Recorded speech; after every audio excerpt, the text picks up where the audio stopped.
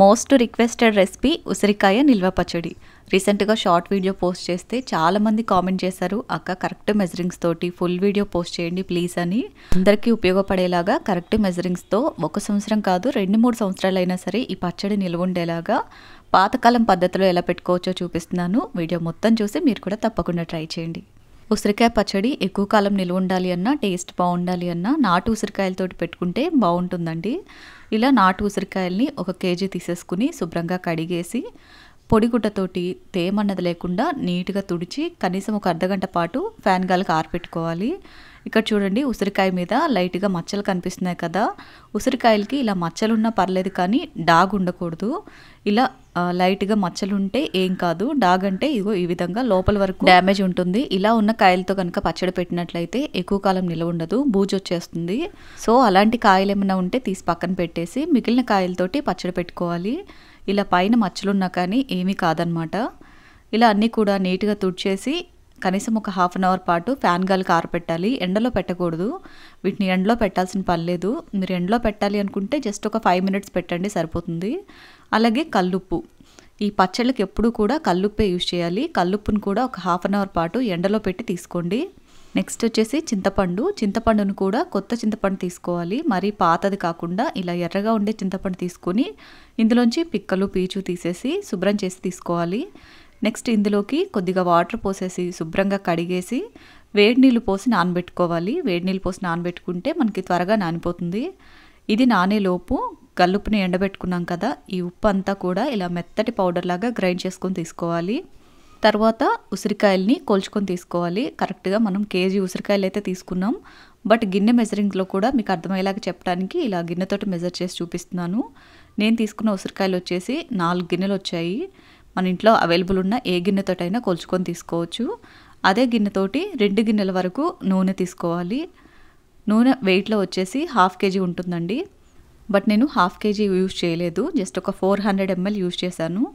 ఈ నూనె గోరువెచ్చగా ఉన్నప్పుడు ఉసిరికాయలన్నీ కూడా ఆయిల్లో మునిగేంత వరకు ఎన్నైతే పడతాయో అన్ని వేసుకుని లో టు మీడియం ఫ్లేమ్లో వీటిని ఫ్రై చేసుకోవాలి. చాలామంది ఏంటంటే ఉసిరికాయ మీద మూత పెట్టేసి ఆయిల్లోనే వీటిని ఉడికిస్తారు. అలా ఉడికించకూడదు, ఉడికిస్తే పచ్చడి ఎక్కువ రోజులు నిల్వ ఉండదు. ఫ్రై చేసుకుంటేనే ఉసిరికాయల్ని పచ్చడి మనకి ఎక్కువ కాలం నిల్వ ఉంటుంది. ఈ ఉసిరికాయలు వేగేలోపు చింతపండు నుంచి ఈ విధంగా రసం తీసి రెడీగా పక్కన పెట్టేసుకోండి. చింతపండులో ఎక్స్ట్రా నీళ్లు పోయకుండా మనం వేడి నీళ్ళతో నానబెట్టాం కదా, సో ఆ వాటర్ తోటి చింతపండుని చక్కగా పిండేసి పిప్పి మొత్తం సపరేట్ చేసి గుజ్జు తీసుకోవాలి. ఈలోపు ఉసిరికాయలు కూడా ఇలా చక్కగా వేగిపోతాయి. ఉసిరికాయలకి ఘాట్లు పెట్టాల్సిన పని కూడా లేదండి. నాటు ఉసిరికాయలు కదా, చిన్న సైజులో ఉంటాయి కాబట్టి ఈజీగానే వేగిపోతాయి. మీరు హైబ్రిడ్ ఉసిరికాయలు లావుగా ఉండేవి తీసుకుంటే ఘాట్లు పెట్టి ఫ్రై చేసుకోవాలి, వీటికైతే అవసరం లేదు. ఇవి వేగుతున్నంతసేపు కూడా గరిటతోటి కలుపుకుంటూ ఇలా చక్కగా మంచి కలర్ వచ్చేంత వరకు ఫ్రై చేసుకుని తీసుకోవాలి. ఇవి వేగాయా లేదా అని మీకు డౌట్ ఉంటే ఫోర్క్ తోటి గుచ్చి చూడండి, అర్థమైపోతుంది. ఇలా ఆయిల్లో ఫ్రై చేసుకుంటే పచ్చడి మీకు ఎక్కువ కాలం నిల్వ ఉంటుంది.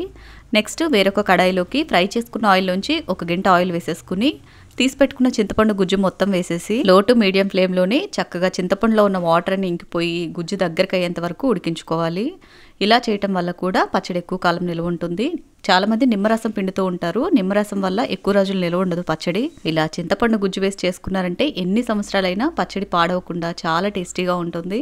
అండ్ నిమ్మరసంతో ప్రిపేర్ చేసిన పచ్చడి కన్నా ఈ చింతపండు గుజ్జుతో చేసిన పచ్చడి చాలా టేస్టీగా ఉంటుంది. ఇలా దగ్గరగా ఉడికిన తర్వాత స్టవ్ ఆఫ్ చేసి దీన్ని పూర్తిగా చల్లారనివ్వాలి. ఈలోపు ఉసిరికాయలు ఆరిపోయి ఉంటాయి కదా, వీటిలోకి ఉప్పు కారం కలిపేసుకుందాం. ఉసిరికాయలు చూడండి, జస్ట్ ఇలా లైట్గా ప్రెస్ చేస్తే లోపల వరకు కూడా మెత్తగా ఉండాలి. ఈ విధంగా వేగాలి.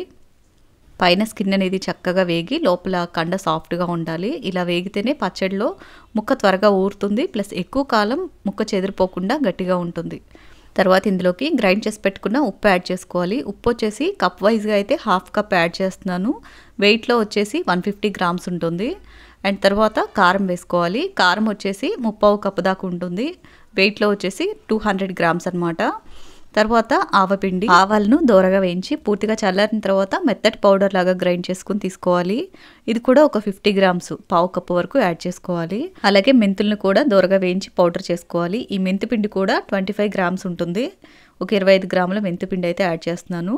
వెల్లుల్లి కూడా పొట్టు తీసి ఇది కూడా ఒక 1/4 కప్పు వరకు, అంటే ఒక 50 గ్రామ్స్ వరకు యాడ్ చేసుకోవాలి. ఇవన్నీ కూడా ఉసిరికాయలకి బాగా పట్టేట్టు ఈ విధంగా కలుపుకోవాలి. నేను ఇందులోకి యూజ్ చేసిన ఆవపిండి, మెంతిపిండి, కారం అన్నీ కూడా సైలస్ కిచెన్ వాళ్ళు పంపించినవన్నమాట. కొలాబరేషన్ కోసం పంపించిన ప్రోడక్ట్సే యూజ్ చేశాను. ఇలాంటి నిల్వ పచ్చళ్ళకి ఎప్పుడూ కూడా క్వాలిటీ ప్రోడక్ట్స్ మాత్రమే యూజ్ చేయాలి. అప్పుడే పచ్చళ్ళు ఎక్కువ కాలం నిల్వ ఉంటాయి. మీకు గనక టైం ఉంటే చక్కగా కారం, ఆవపిండి, మెంతిపిండి అన్నీ కూడా సొంతంగా ప్రిపేర్ చేసుకోండి. ఇన్ కేస్ టైం లేదు, రెడీమేడ్గా వాడాలి అనుకుంటే మాత్రం సైలస్ కిచెన్ వాళ్ళ ప్రోడక్ట్స్ తీసుకోండి. నేను ఆల్రెడీ వాళ్ళ ప్రోడక్ట్స్ తోటి టమాటా పికిల్ పెట్టాను. అది రెడీమేడ్ పచ్చడి అనమాట. బట్ అది నేను పెట్టి 3 months అవుతున్నా కానీ ఇప్పటికీ పచ్చడి చాలా బాగుంది. మా ఇంట్లో వాళ్ళు ఇంకా తింటున్నారు ఆ పచ్చడిని. సో అందుకనే నేను ఈ పచ్చడిలో కూడా వాళ్ళ ప్రోడక్ట్సే ఉంటే అవే వాడుతున్నాను. సొంతంగా మళ్ళీ ప్రిపేర్ చేయకుండా అవే యూజ్ చేశాను అనమాట. మీకు ఎవరికైనా కావాలి అంటే డీటెయిల్స్ డిస్క్రిప్షన్లో ఇస్తాను, ఒకసారి చెక్ చేయండి. అండ్ ఇందులోకి నెక్స్ట్ పూర్తిగా చల్లారిపోయిన చింతపండు గుజ్జును కూడా యాడ్ చేసుకోవాలి. ఈ చింతపండు గుజ్జు గిన్నె కొలతలో అయితే 1/2 కప్ కన్నా కొంచెం తక్కువ ఉంటుంది. మెజరింగ్స్లో అయితే 100 grams ఉంటుందండి. చక్కగా ఇది కూడా ఉసిరికాయలకి బాగా పట్టేట్టు ఈ విధంగా చక్కగా అంతా కూడా మిక్స్ చేసేసుకుని నెక్స్ట్ నూనె వేసుకోవాలి. నూనె వచ్చేసి ఆల్రెడీ మనం ఉసిరికాయలని ఉడికించుకున్న ఆయిల్ ఉంది కదా, దీన్ని పూర్తిగా చల్లారనివ్వాలి. వేడి మీద మాత్రం అస్సలు యాడ్ చేయకూడదు. కంప్లీట్గా చల్లారిన తర్వాత యాడ్ చేసుకోవాలి. నేను ఇక్కడ 2 కప్పుల వరకు ఆయిల్ తీసుకున్నాను కదా, కానీ మొత్తం ఆయిల్ అయితే యాడ్ చేయలేదండి. యాక్చువల్గా 500 ml ఆయిల్ అయితే తీసుకున్నాను డీప్ ఫ్రై చేయడానికి.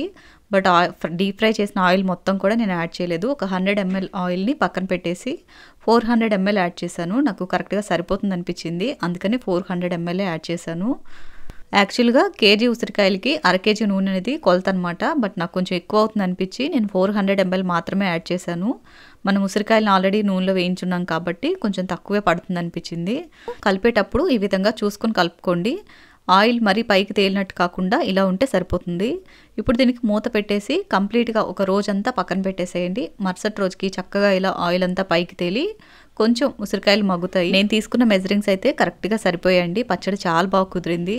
ఇన్ కేస్ మీకు ఉప్పు కానీ, కారం కానీ, ఆయిల్ కానీ తక్కువ అయినట్టు అనిపిస్తే మరుసటి రోజు కూడా యాడ్ చేసుకోవచ్చు. ఒకసారి యాడ్ చేసి చక్కగా అంతా కలిపి ఇంకొక రోజు పక్కన పెట్టేసి ఆ తర్వాత జాడీకి తీసుకోండి.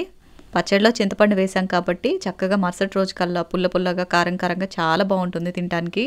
వేడివేడి అన్నంలో కొంచెం నెయ్యి వేసుకుని పచ్చడి వేసుకుని తిన్నారంటే అద్భుతంగా ఉంటుంది. మీకు ముక్క కూడా మాగాలి అంటే ఒక 2 days మాత్రం ఆగాలి. ముక్క మాగటానికి అట్లీస్ట్ ఒక 3 days పడుతుంది. 3 days నుంచి ముక్కలు కూడా తినేయచ్చు. చాలా అంటే చాలా టేస్టీగా ఉంటుందండి పచ్చడి అయితే. తప్పకుండా మీరు ట్రై చేయండి.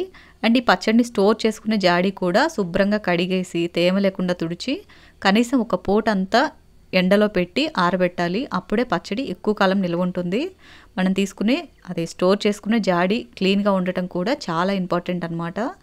ఇలా పచ్చడి అంతా కూడా చక్కగా జాడీకి పెట్టేసి ఎయిర్ టైట్గా ఇలా ఏదైనా మంచి క్లాత్ కట్టేశారనుకోండి, 1 సంవత్సరం కాదు 2-3 సంవత్సరాలైనా ఈ పచ్చడి చక్కగా నిల్వ ఉంటుంది. మీరు ఇంకా ఎక్కువ క్వాంటిటీలో ప్రిపేర్ చేసుకోవాలి అనుకుంటే సేమ్ మెజరింగ్స్ని డబుల్ చేసుకుని కూడా ప్రిపేర్ చేసుకోవచ్చు. ఈ సీజన్లో మాత్రమే దొరికే ఈ ఉసిరికాయలతోటి మీరు కూడా ఇలా పచ్చడి పెట్టుకోండి. మీకు ఎలా కుదిరిందో కామెంట్ చేయండి. ఈ వీడియో నచ్చితే లైక్ చేయండి. ఇలాంటి మరిన్ని ఇంట్రెస్టింగ్ వీడియోస్ని మిస్ అవ్వకుండా చూడాలి అనుకుంటే మినీ టీవీ రేణుస్ కిచెన్ ఛానల్ని సబ్స్క్రైబ్ చేసుకోండి. Thank you for watching. మరో మంచి వీడియోతోటి మళ్ళీ కలుద్దాం.